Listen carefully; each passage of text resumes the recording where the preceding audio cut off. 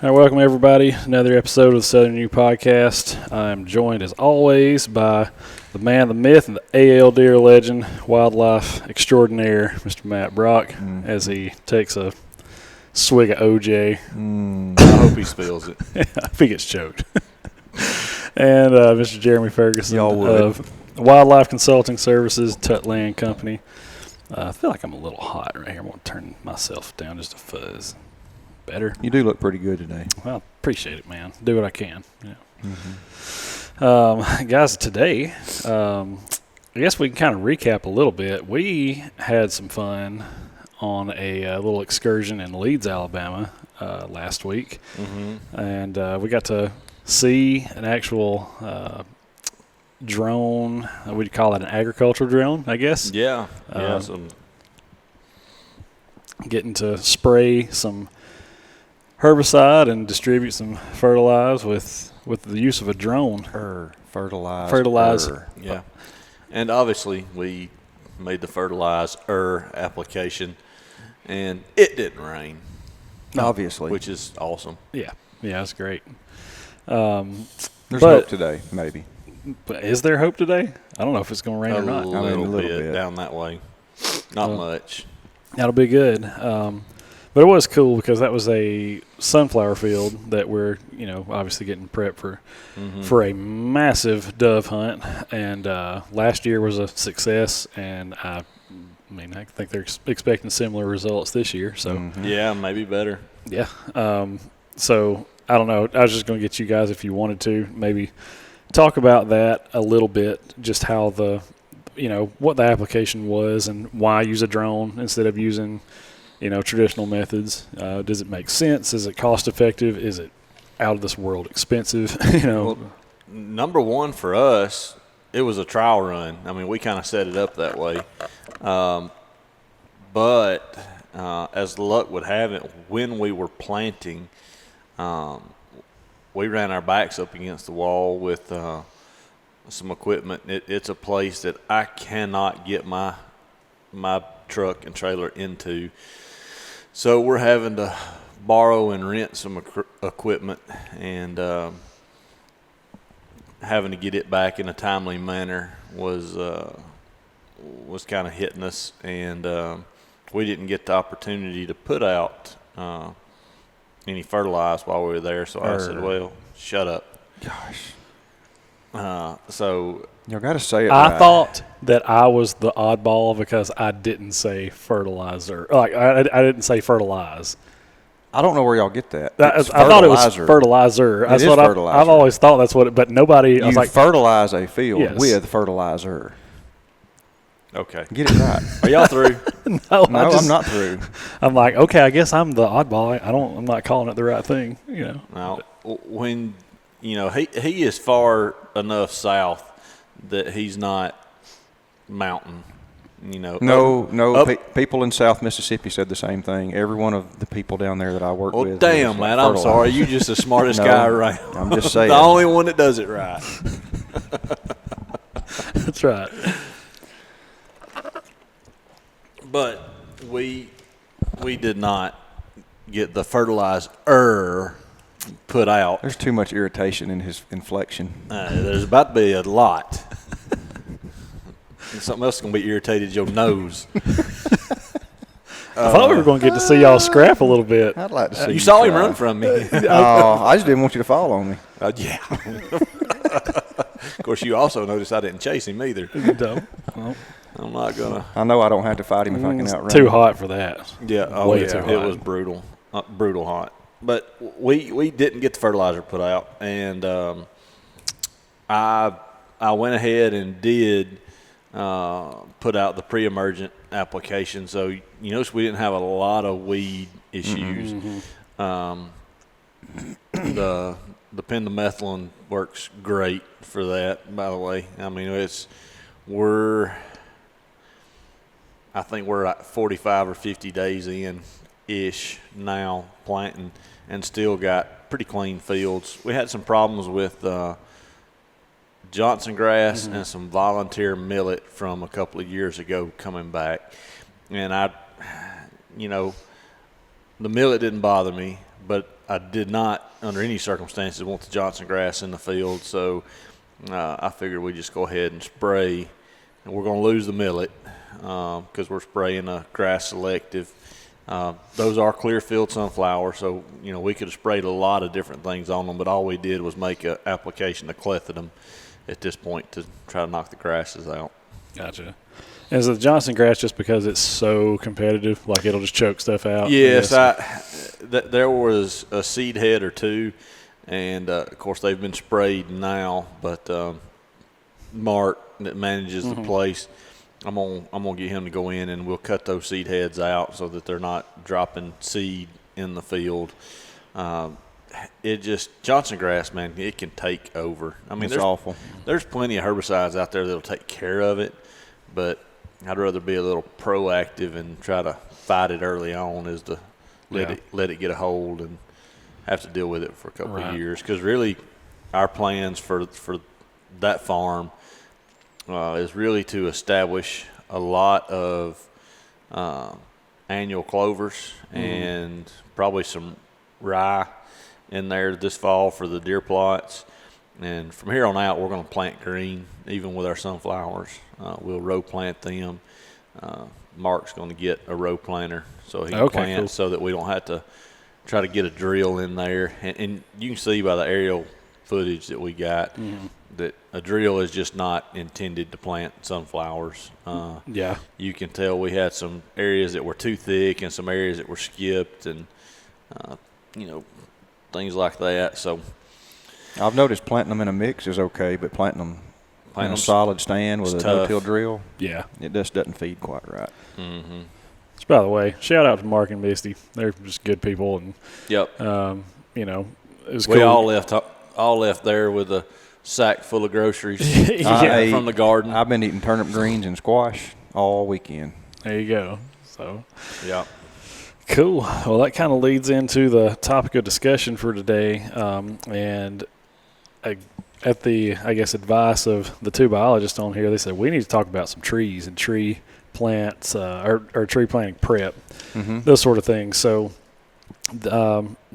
I don't think this really needs to be said, but this is certainly not my forte, not something that I'm well versed in. So I'm going to lean on these two guys heavily for this episode.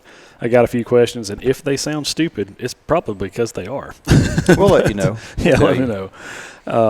But when it comes to getting ready to plant, and I'm assuming, you guys correct me if I'm wrong here, if we're primarily talking about pine species and that sort of thing, or are we still talking about maybe planting some oaks and that sort of stuff for like more forage? And I do all of the above. Okay. Everything. Loblolly, short leaf, long leaf, oak, you name it. We've done it. Got it. Okay, well, I guess just first question for that is what kind of needs to be done first before we kind of get to where we're going to start putting trees in the ground? What's got to happen in order to give that the highest chance of being successful? Okay, so they typically put trees in the ground after the first of the year. You're looking at mid to late January when they begin, and they try to wrap up. So that cold, though, still definitely. You want the soil moisture needs to be high. Okay. So put trees in the ground, late winter to early spring, usually done by March the 15th or so. But in preparation for that day, you have to chemically treat the area. And I say you have to. 99% of areas need to be chemically treated. You've got to get rid of the competition that's there for the trees to have, successful survival. Gotcha.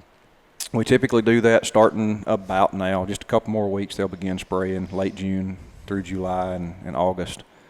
I typically don't like to spray as late as September.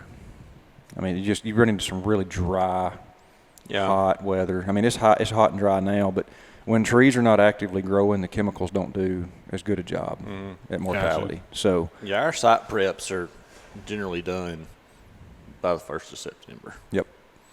So the next couple of months, we're going to be rocking. And pretty crucial. Yeah, and part of the purpose for this talk, when it is, we're even kind of talking about this too late. Honestly, but this is to prep you for moving forward. If you're going to want to plant pines or hardwoods in a big stand, you need to start talking to somebody that's going to handle that for you a year out. A year before. Mm-hmm. A year out. Yes. You've got to line up. We've already ordered every tree Yep. that we will get our hands on now. Mm-hmm. Can we get other trees? Yeah, but depending on what you're after, we may not be able to find them. Well, that's what I was going going to say. It's more of a supply and demand type issue. It where is. They only plant so many of each Right. variety, and once they're gone, they're gone. And we ran into an issue a couple of years ago. You know, there was a really late frost in the south, and it hit a lot of our nurseries down here. So we had a shortage that year of several species of trees. And by frost, you meant freeze. Yes, a hard freeze. Single digits. Yeah, we had a hard 0 freeze. degrees. Yes. Anyway, it took out hundreds of thousands of trees in nurseries. So, yeah, you've got to start planning for a planting job the year prior, because you have to line up someone to do your chemical application, and typically you're looking at an aerial application, which could be helicopter or drone. Yep. Skidder applications, but you have to line that equipment up and check availability beforehand. You can't just call one up and say, hey, I got 65 acres that I need sprayed, and it's, you know, May the 30th.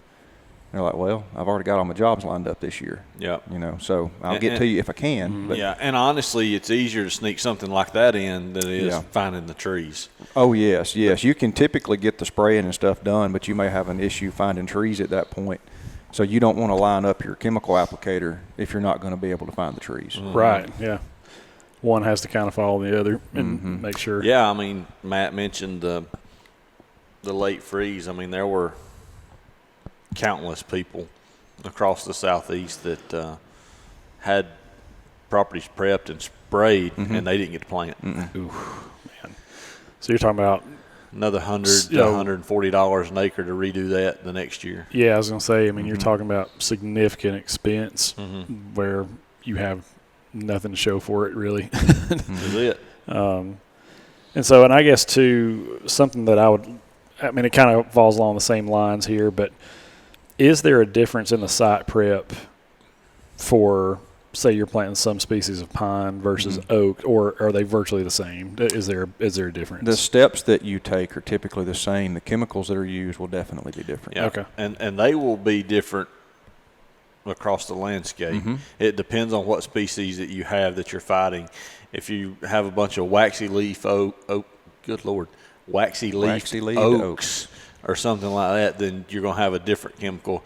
If you're heavy with pine regen, you're going to go heavy with glyphosate, trying to knock the pine out.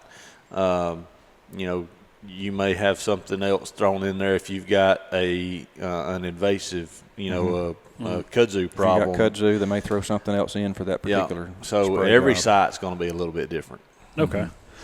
And I guess just to, I would say primarily, and y'all correct me if I'm wrong here, but most of the plants that you're doing, especially if it's pine, people are looking to make money off of that, right? I mean, you're trying to, you're trying your best you're trying to plant something that at some point, Yeah, I'm gonna be able to attempt. yes, yes, and I'm seeing more and more of my clients are planting species that are going to help them achieve their wildlife objectives more so than timber income in the future. okay, I mean, timber's always on your mind, sure, but I'm planting a lot of long leaf, oak regeneration, short leaf, things that you can introduce fire into at earlier stages.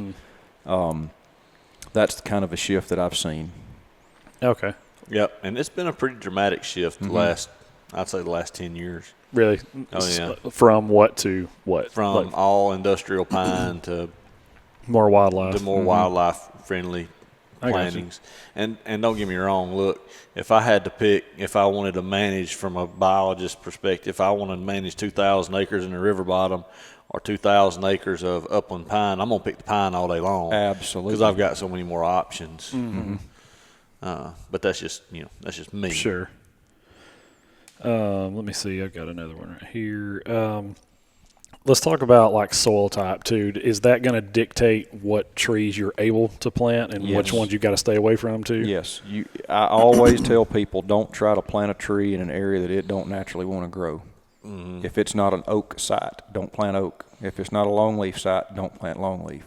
Go with whatever is best suited for that particular area. Yep, and each site will have a site index associated with it, and that site index is basically how well it grows that tree on that site.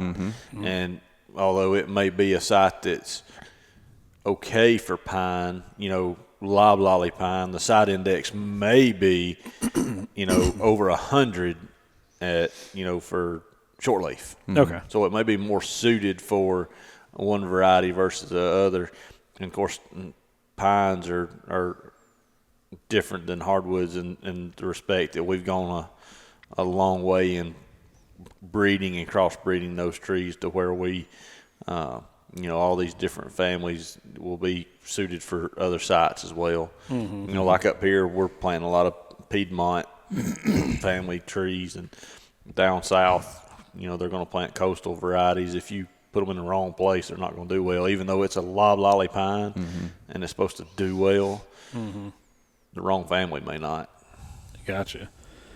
So I'm going to throw a scenario at you, and you guys, let's say you have a client and money's not really an issue.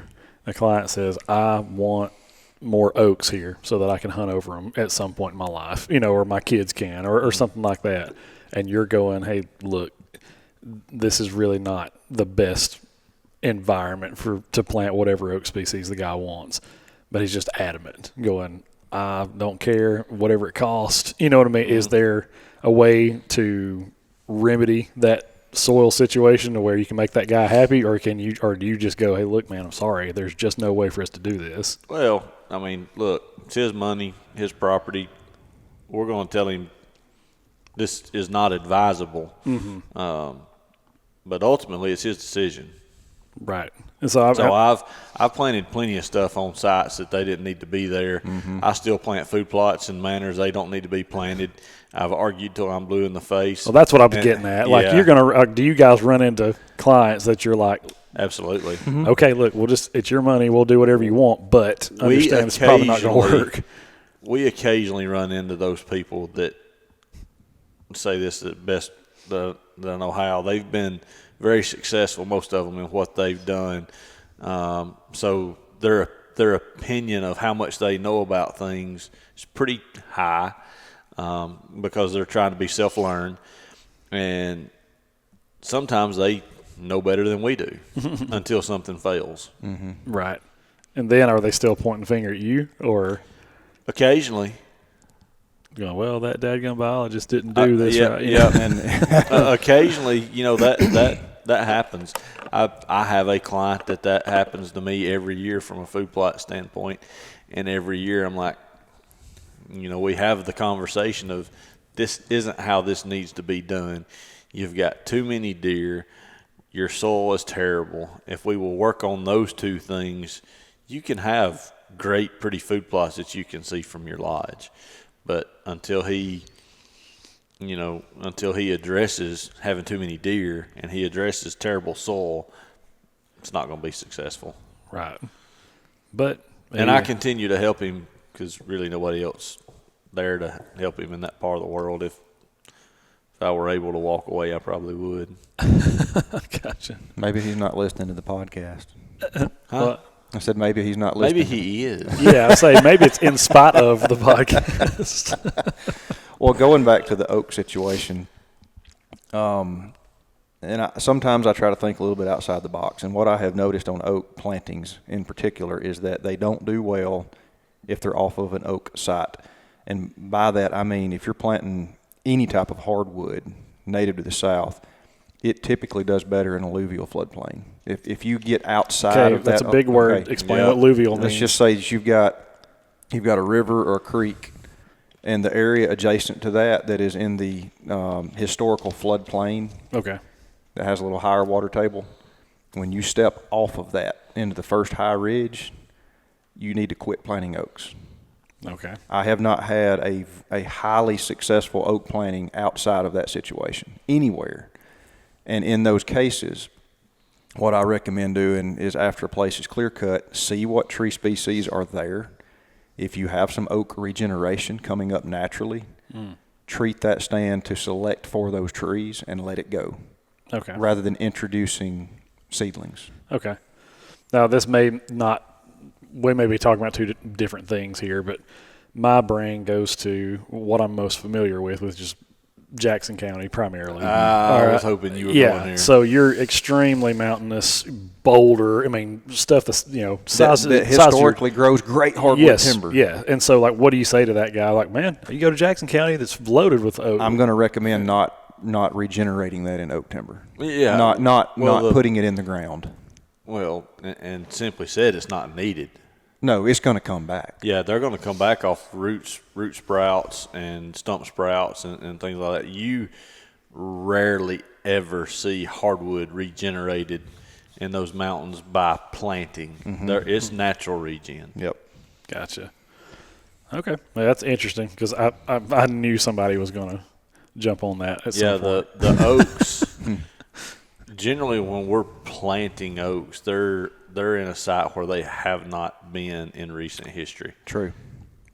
Okay. Generally, It may be a conversion from agriculture or pasture Yeah. to a hardwood forest or some similar type scenario. Well, like, even here, like at my house where we're at now, this was terraced, and just kind of slicked off for no trees here. There's a handful of water oaks around here, and I've just tried to, not that they're going to live forever or anything, but hey, just leave them alone. You know what I mean? The only ones we got over here, let's just not mess with them. And just, if they die, they die. But if they don't, they're, we don't have many, but there's a handful of deer in this general area. And let's let them have, let them have some stuff to snack on. It's not gonna hurt anything. So, and I did want to, before we kind of move on this, I meant to do this in the beginning, but apparently some of you guys got really torn up, especially on TikTok. Lord have mercy, about the feral hog episode.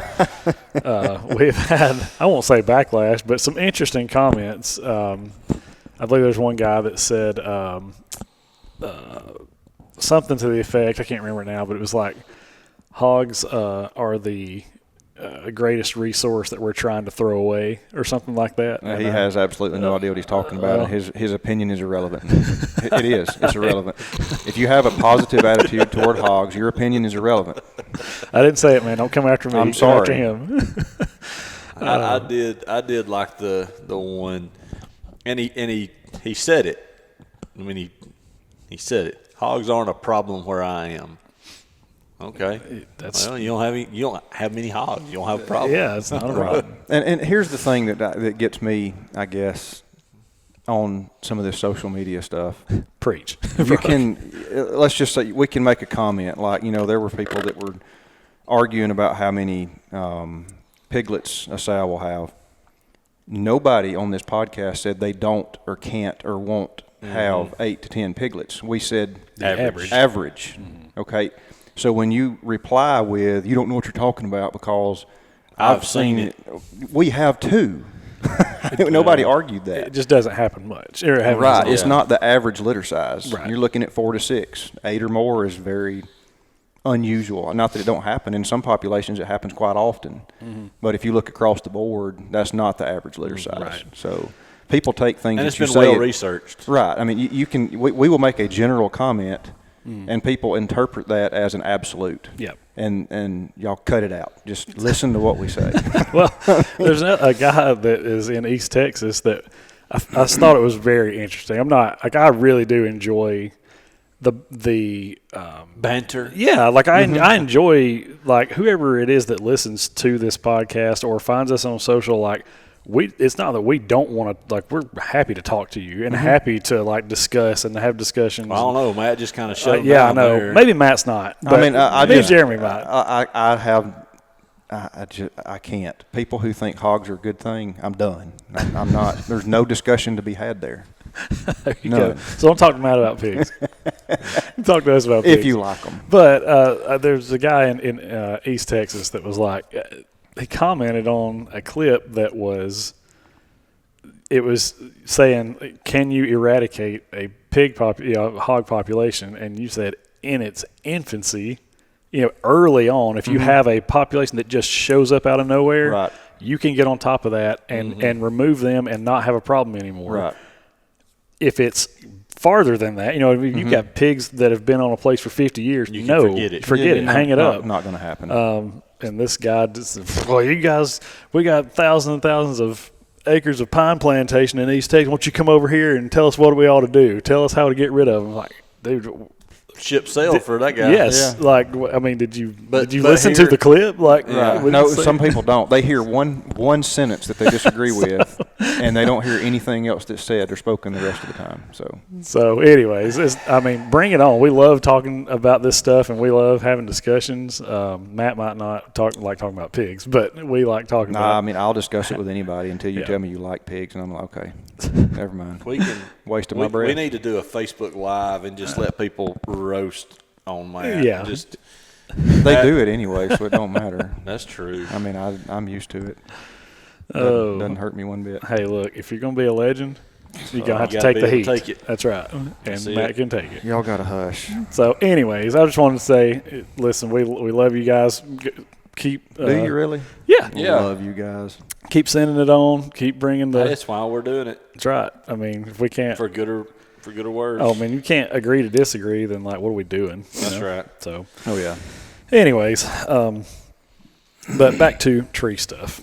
I got my foot under there. Sorry. Y'all playing footsie? No, I've got. No. I'm trying to keep this thing down right here. This table cover is not. All this isn't the right. right size table. It's supposed to be an 8-footer cover, and this is a 6-foot table cover. So, Mm-hmm. but back to tree stuff. Is there anything that you feel like the average landowner would need to know as far as just like a general knowledge or before going down this road? Yep, I do. One of the things that I encounter often is waiting a little too late to do anything about it. And then you end up having to use more expensive means to get that site prepped and ready for planting. And you mean letting a place go too long? Yep. So let's say that we clear cut it in 2021, and if we make the decision as an individual or a family to plant it in 2025, well, guess what? It's had 4 years of growth, and some of the Several timbers. $1,000s of Yeah. getting that back. Yep, you're going to have to mechanically treat that with a dozer and a drum chopper, or skid steer and mulching head or something, which can really become expensive.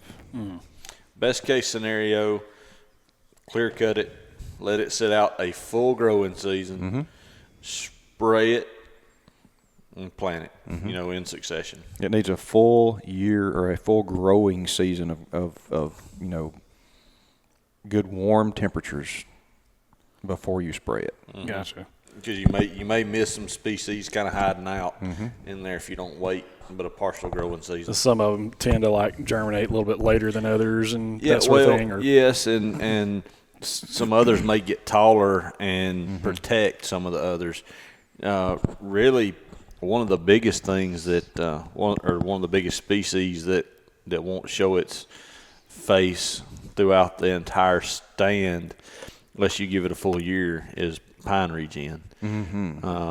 If you will give that site a full year, the pine regen on a pine site that had pines there is getting seed in is going to be unbelievable. Yep. You're looking at hundreds of thousands of stems per acre. You can get stands that are just almost like grass seedlings coming up in loblolly pine. And all is not lost if you miss them during the chemical application. If you can get a good site prep burn on the area afterward, you can take care of the majority of that pine. See, pine, at least longleaf and loblolly, if you damage that tree above ground, it's not going to stump sprout or come back from the root like hardwoods do. Shortleaf can do that. It's an adaptation to fire, but the others are not going to do that. So if you've got a heavy infestation of loblolly pine and you miss it with a chemical application, then you can kill it with fire. Okay. Well, and I was going to say too, like, correct me if I'm wrong here, but pines tend to take fire much, much better than, you don't really want to start burning through hardwood stands because they don't take it as well. Bottomland hardwoods. Yeah, bottomland hardwoods. Upland hardwoods are pretty well suited. We for actually it. ran a fire through a cutover, 270-acre cutover this year with the intention of killing every stem on it this Oh, year, really? and it was a hot fire, And didn't do it. and we didn't do it. Hardwood or pine. We've got 6 to 8 foot hardwood and pine that's doing great. Now the understory looks phenomenal, but those trees are still, and I'm fine with that because later on, 20 years from now, if we have an upland oak pine savanna, I'm good with Great. Yeah. So, Smorgasbord. oh yeah, it looks fantastic. It really does. It's awesome. And the species, The understory, the wildlife species yes, that they've been there, but they've been attracted to it. The quail response has been crazy. you'll trip over rabbits. Just trip over them. That's They're awesome. everywhere. Yeah, I mean that's a general rule of thumb. Is if you got quail on your place, you're probably doing something right. That's about the hardest animal you can get to survive. As far as game species go. I do want to talk a little bit more, and this is mainly just for my own curiosity here, but let's just kind of dive into some pine specifics, pine species. I've heard you guys both mention shortleaf, longleaf, and loblolly pine. So what scenarios, I know you've talked about like the index telling you which perform better, Side index. but aside from that, what leads people to plant one over the other? Is it a one grows faster than the other, or do you, I guess? Well, one, primarily is soil. Mm-hmm. It's got to be the right soil for really each of those. Some of them are suited for the same sites, just not as well, but they will grow. The other is goals. What's your long-term goal? Is it timber production? If it's primarily timber production on a site that does fairly well with, multiple species, loblolly is going to outperform in a quicker time frame. Loblolly can be managed well for wildlife. Yes. You can do that. Yep. Longleaf, much more wildlife focused, different soil type, and folks that really are not focused on producing revenue in a quick time frame. Okay. Now it can be, longleaf now, they're catching up with loblollies about I'm going to give a broad range here, but between ages 13 and 17 or 18, they're kind of catching loblollies then, with some of the newer things that we've got going on in pine breeding. Shortleaf, man, they're slow all the way around. But I tell you, Grow phenomenal timber. oh, unbelievable! Tight grain, heavy volume, straight, but it takes a while. And shortleaf is the native pine that was on most of the central and North Alabama landscape. Yeah. On your hillsides. On the hillsides, it's a beautiful tree. Sorry, guys. Oh, you just go right ahead. Go right ahead. And then Sorry. we've got, you get more, South Alabama, you'll get slash pine too. And look, there's a blue million varieties of pine. You got Virginia pine, which is just a mess. A scourge. I hate the stuff. The first thing to fall over when we have an ice storm is Virginia pine. Yeah. Oh, really? Wind event, yeah. The Bradford pair of pines. Yeah. And you got sand pine down south in the sand flats and things like that. But, your big four are going to be your short leaf, lobs, long leaf, and then your slash. Gotcha. And I do want to touch on something that you said a minute ago about managing, some of these pines for wildlife. I think just in the time that we have been doing this podcast, and I've just been able to kind of like soak in some of the stuff that you guys are saying. There's a lot of people out there that would say, oh gosh, my lease or my, club that I hunt, whatever, it's nothing but pine plantation, and you can't. What just happened? Uh-oh. What is that? Matthew died. Matt died. No, What does it say? No card. No card. Oh, no. No memory? Y'all are going to miss out on Matt's face. I'm going to have to do this the one. rest of the podcast. We got the wide one back. Yeah, we there. got the wide view. All right. But Everybody just went, yes. We have to listen, but we don't have to look. Yeah. But yeah, I think that just that's what I was going to say is in the time that we've been doing this podcast, I've learned a ton about being able to do things with pine plantation that I didn't really know was possible, you know, and a lot of people will say, oh gosh, that's the worst habitat, you know, it doesn't do anything for deer. It's awful. And that's true if it isn't managed. You know, there's not any nutritional benefit for them. But if you manage it correctly, I mean, Matt has said like it's some of the best habitat that you can have. You know, if I had to choose between owning 10,000 acres of bottlemen hardwoods or 10,000 acres of upland pine, I'm taking the pine every single time. Yeah, every time. You have more opportunity for active management. You're very limited in a hardwood bottleman situation. Is the soil fertile? Absolutely. Can you hold a lot of deer? Under some circumstances.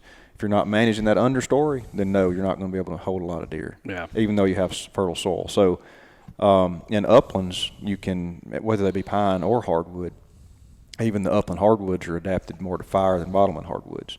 So you have a lot more opportunity for understory management, whether that be through fire or chemical applications or mechanical treatments. You can produce what deer and turkey and quail and rabbits and everybody needs. Yeah. Much easier.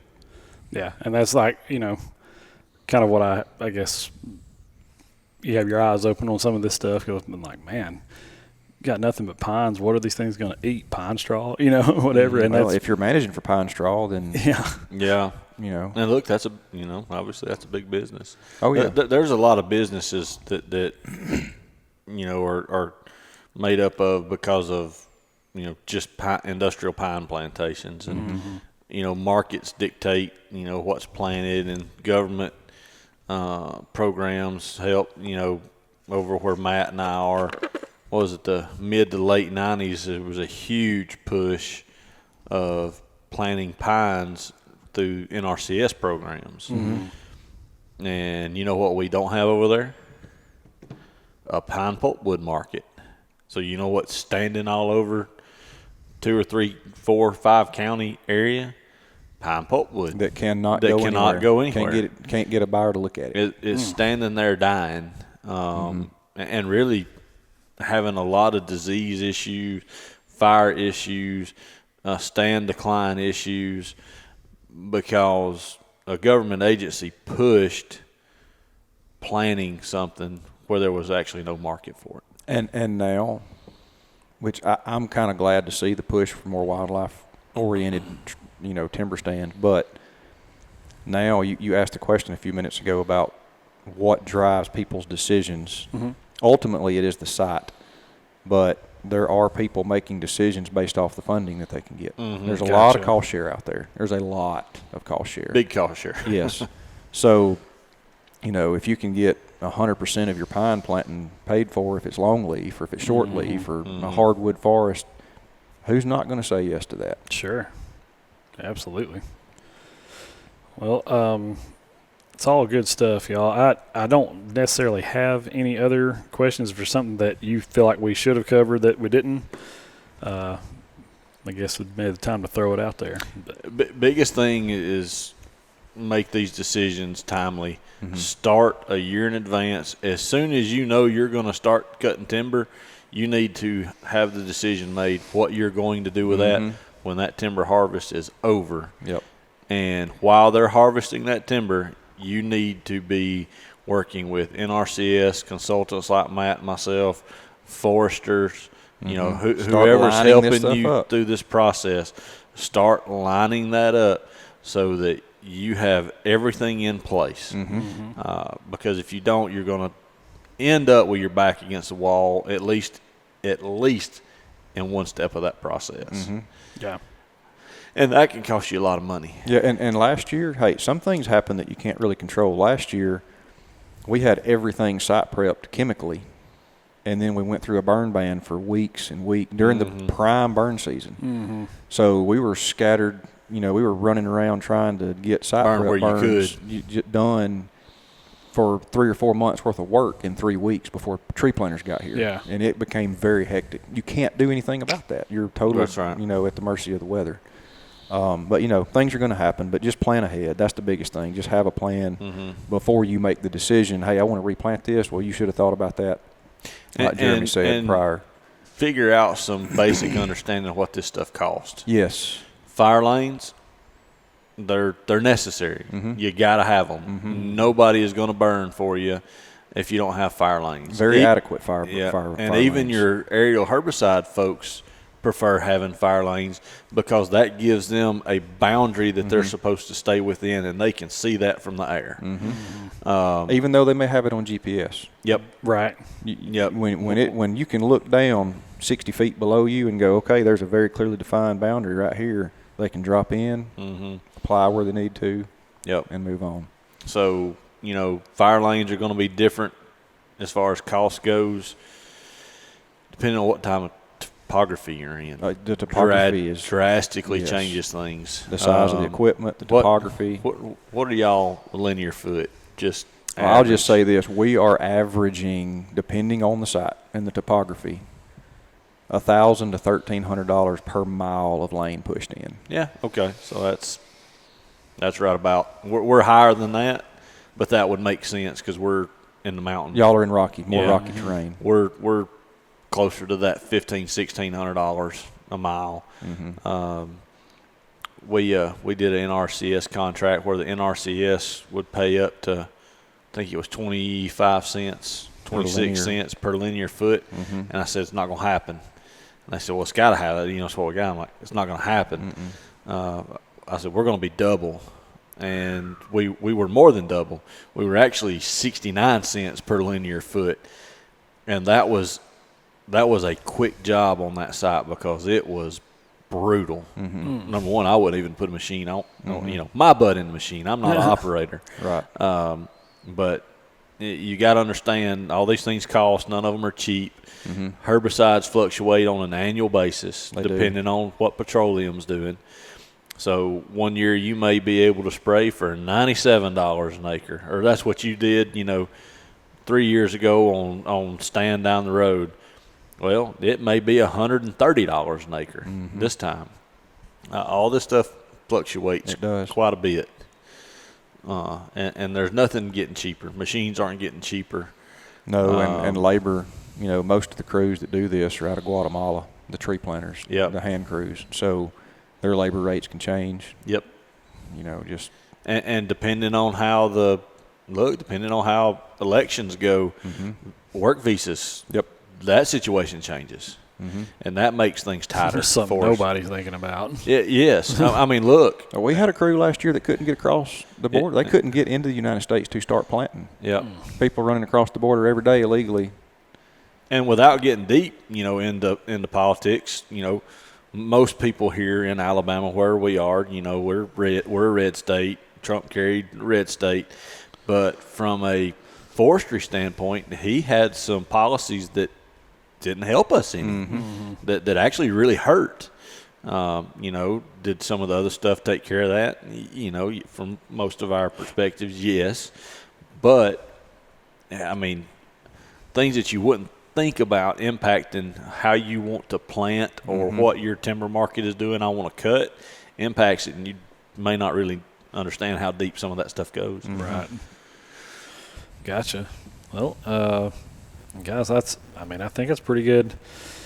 I feel like I'm drinking out of a fire hydrant, Well, that info there, but it's good stuff. The timber side is something that, we need to talk a lot about, and we've got to have an episode on just timber markets and value. Well, and number one, Matt and I aren't foresters. No. We're not registered foresters. We are not giving you forestry advice here. We're trying to help you plan on how to prepare to plant and all that. If you need forestry advice managing a forest, then registered foresters in Alabama have to do that for you. Yep.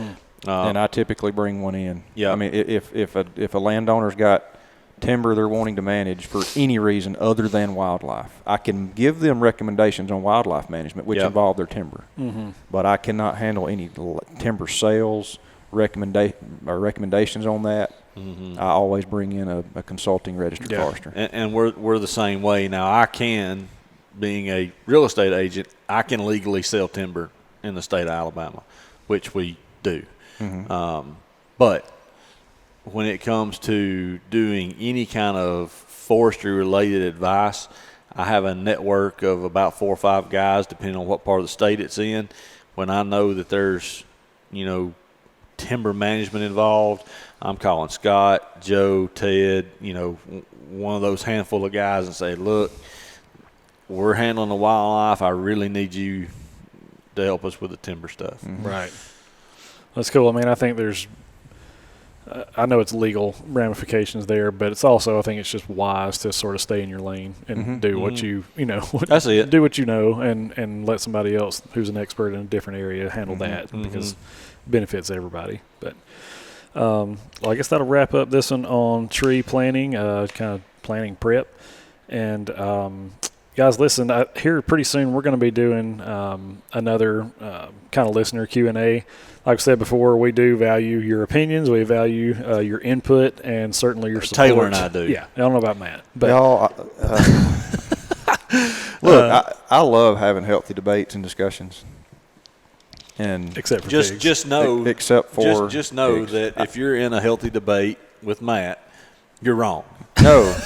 Look, I had a lady call one time when I worked in Mississippi.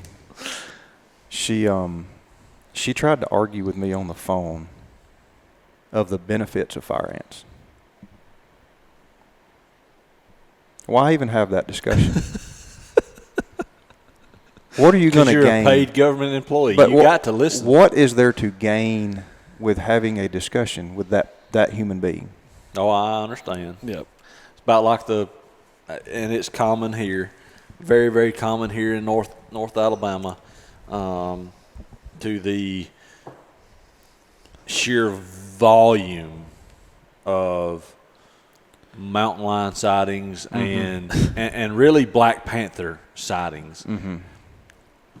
I We mean, need to have you just- an episode on that. I one just day. What would we talk about? we had it the other day, and I was look. I mean, these people were nice, very knowledgeable. One of them was a mayor of a town, and I mean, they're explaining where they saw this mountain lion and where it got run over, and it was 100% confirmed a mountain lion. But oh yeah, by the way, I was the biologist that came over and investigated it with the state. Oh, they don't remember that. No, they don't. It was not a mountain lion. And, but hey, whatever. Well, I had to listen to, we're taking up time here, but when I worked for Game and Fish in Alabama, the chief called me one day and said, hey, let me finish before you say anything. it's always a great. way Yeah, to it's a start. great way to start. I mean, and that's, I'm paraphrasing there, but that's almost verbatim what he said. Trying to remember the conversation through the years, but he said, I need you to go to such and such county. I won't say because the legislature's still in office. So-and-so, Mr. Legislator, has seen a Black Panther on his place. We need you to go investigate, take pictures, see if you can find tracks, and set up cameras, the whole 9 yards. So he was done. And I said, okay, you're finished, right?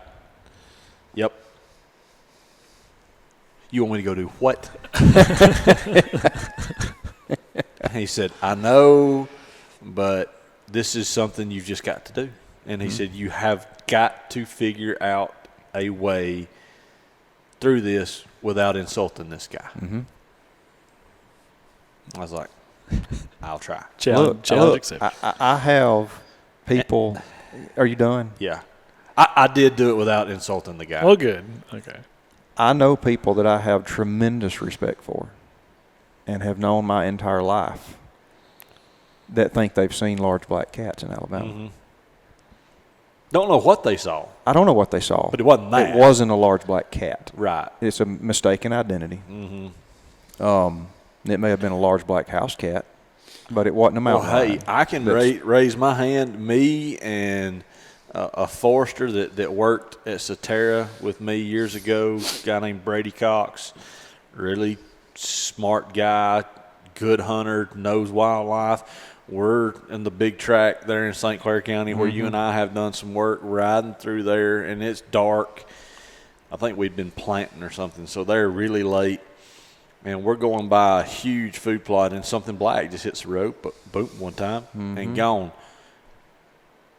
And he was driving. He stopped the truck, and he just kind of looked at me, and I'm looking at him like, what the hell was that?